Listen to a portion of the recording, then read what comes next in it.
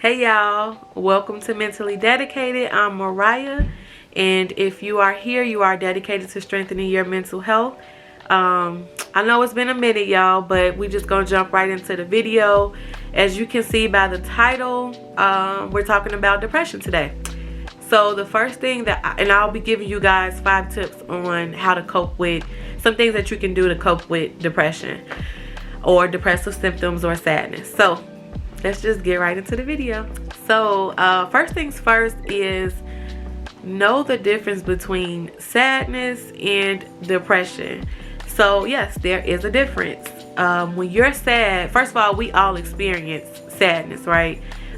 There's times where everybody go through the motions of being sad, you know, for whatever reason. But when you're sad, you can label why you are sad.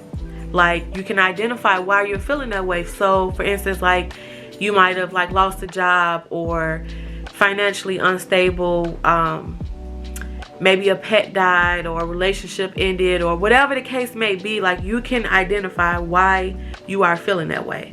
But the difference between that is that when you're the difference between sadness and depression is that when you're depressed, sometimes you can't label why you're depressed. You cannot put a reason why you feel the way you feel. And so that's where that comes in. You might go to sleep feeling happy and wake up and you're feeling drained and you're feeling sad and you're feeling like you have this dark cloud over you, and you cannot identify why you are feeling that way. So that's more so like on the depression end of it. But quick little disclaimer before I even get into any tips. Don't use these videos to diagnose yourself, y'all. Do not do that. Because I still encourage everyone to see like a clinical professional, licensed clinician, all of that, to be diagnosed, because you shouldn't be diagnosing yourself, and these videos are not for diagnosing purposes. It's just education. But with depression, you have to meet a certain criteria to be diagnosed with depression, right? Like, you have to be experiencing a certain amount of symptoms for a certain period of time, and so forth. So there is a process. Like, you're not just gonna say, oh, I'm sad, I've been sad for a week, I must be depressed. That's not how it works. So I definitely encourage you all, you know, to still go see someone, so that you can be diagnosed professionally, right? But let's just get into these tips on things that you can do to help you feel better while you are feeling these symptoms. Okay, so number 1 is definitely identify or learn the difference between sadness and depression. Because if you can label why you're feeling this way, then you're probably sadness, and then you can just figure out, okay, like what I need to do to get out of this state of mind. But if you cannot label it, then I definitely, like I said, encourage you to, you know, schedule an appointment with someone so that you can start breaking down these barriers of why you're feeling this way. So that's number 1. Number 2 is identify some coping skills.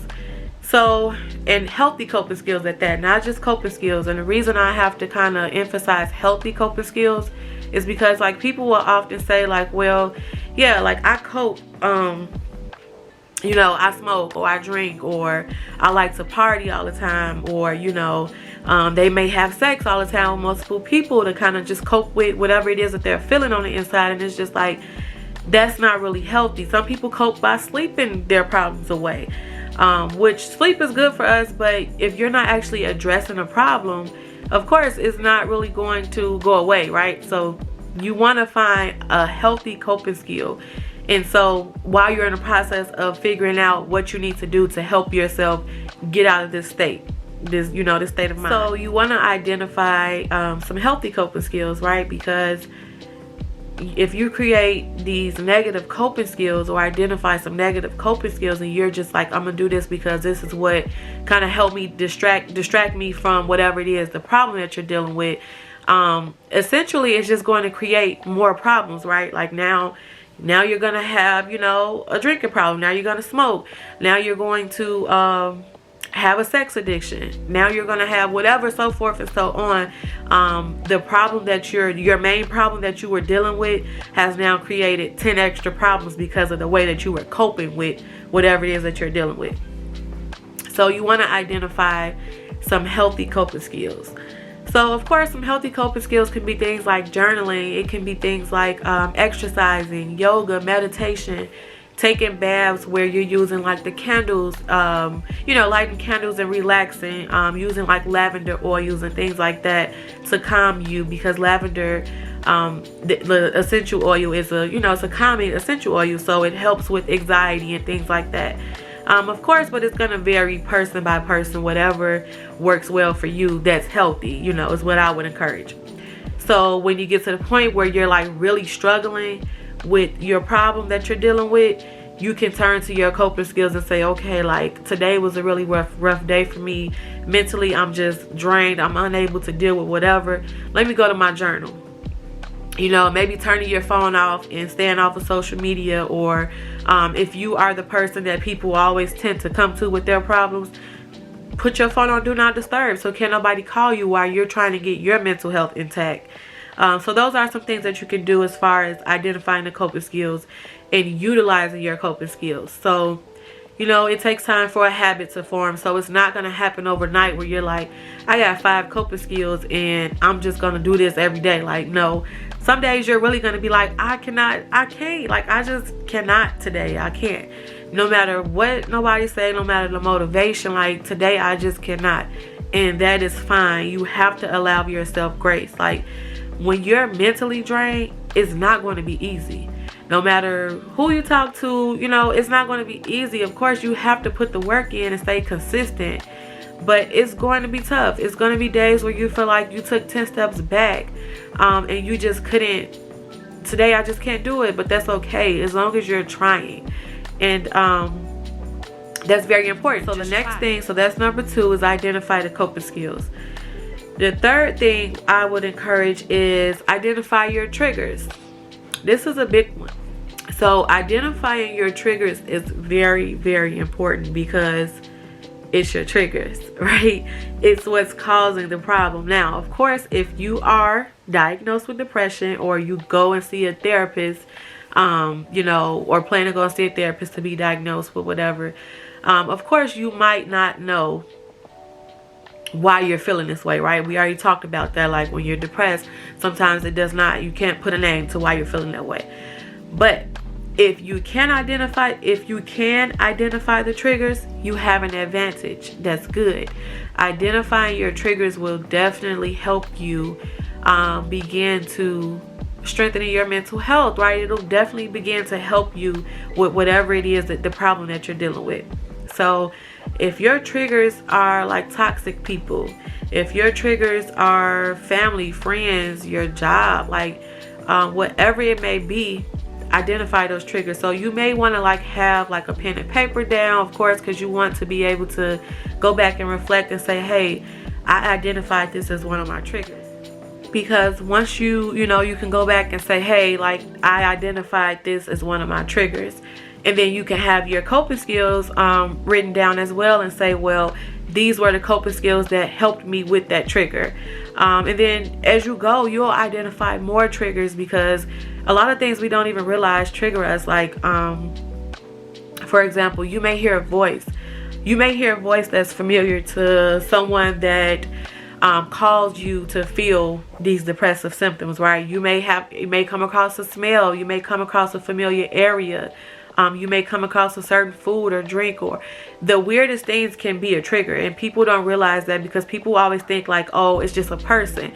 Not necessarily. Like you can be watching a TV show and it can remind you of something that happened, so, and that we'll talk more about like those type triggers when I do like a PTSD video. But so once you identify those triggers, you now have your coping skills that help you with these triggers.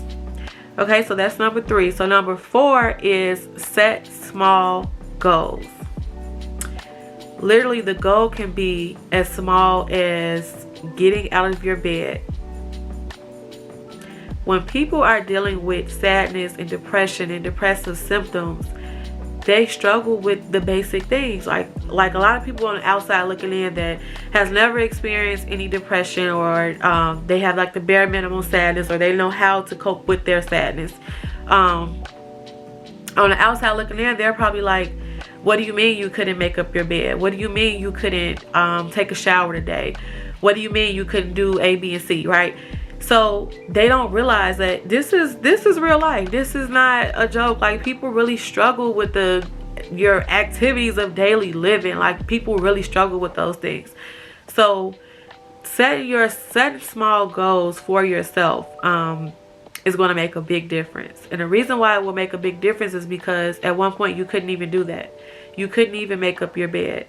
You couldn't even get out of your bed. You couldn't tend to your children or yourself, your hygiene, like whatever it may be. So and when I say small goals, I mean like literally small goals. So for example, if your goal was to make up your bed 5 days a week, but you know that mentally that's something that you have been struggling with, right? Like you just don't know if you can do it. So what's realistic to you? Set goals that are realistic to you, the individual, that you can obtain, can attain.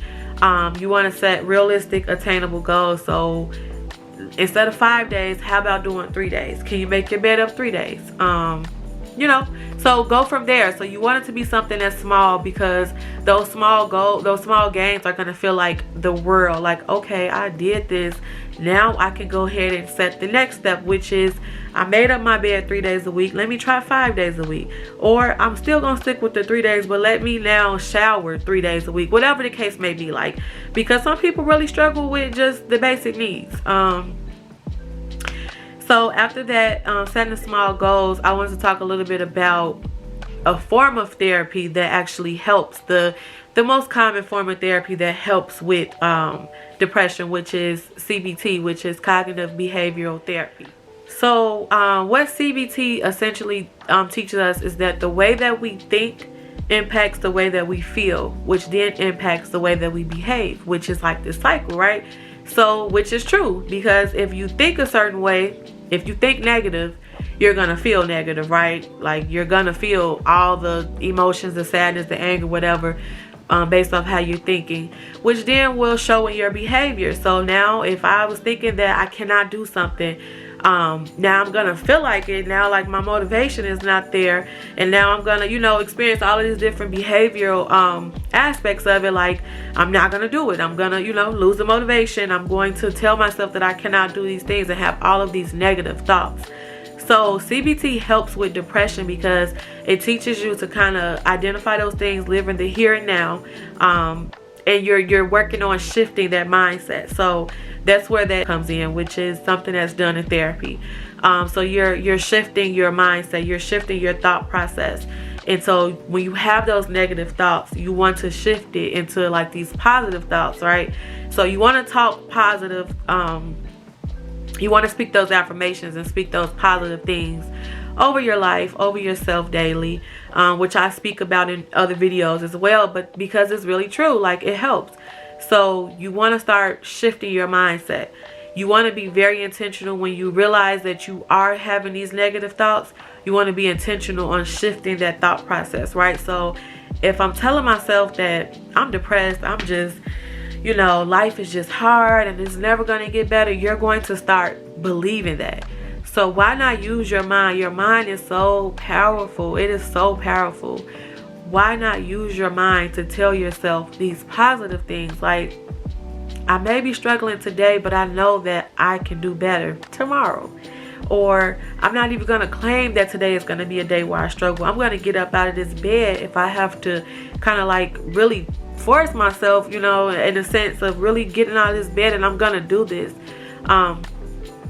So really just telling yourself that you can do these things and that it's going to be okay. We all have times where things are just hard and we feel like nobody understands us and we feel like it's never going to get better. But the beauty about being intentional about how you are shifting that mindset and how you are, coming out of this depressive state or this sadness and, just feeling whole again and feeling like yourself. The beauty of it is that you get to reflect and see, like, a year ago, 6 months ago, 2 months ago, 2 weeks ago, 2 days ago, I was in this state where I didn't even know like if I was going to be able to do this. So it's the beauty of it is actually being able to get to the point where you're actually able to reflect and say that I did that. Like I was able to, you know, overcome that. And I'm not the type of person to say like, oh, you can get through, I mean, you can get over something, because I feel like if one of those triggers occur, the trigger happen, it can set you off again and you can go right back into that cycle and back to where you were. But the thing is being intentional, right? Really being intentional about when your triggers are occurring. So the thing I like to say is that, you know, therapy or just helping yourself, whatever, is to get through whatever it is that you're going through, not get over it, because you may feel mentally stable for years, and then if a trigger occur, like I said, you might go back down that path again. So now it's time to start over from all over again, using those coping skills, identifying those triggers, and so forth and so on. But the beauty is, like I said, is just seeing that process. That, I mean, when you reflect back on that process of, these are the things that I went through, but I was able to get through it, you know, and I'm able to feel better. I'm able to help the next person. And so that's the goal, right? Is to be able to help yourself. And then if you have somebody else that you know that's struggling, you're able to help them. So yeah, guys, so this is just a little 5 tips on depression. So again, just to kind of reflect, the first one was know the difference between sad and depression. Second, identify those coping skills. Third is identifying those triggers. Fourth is set those small goals. And then the fifth one was talking about that CBT. And yeah, guys, this is Mariah with Mentally Dedicated. I will probably do a part 2 because there's so much that you can do to help with depression. Again, thank you for watching, and stay tuned for next video.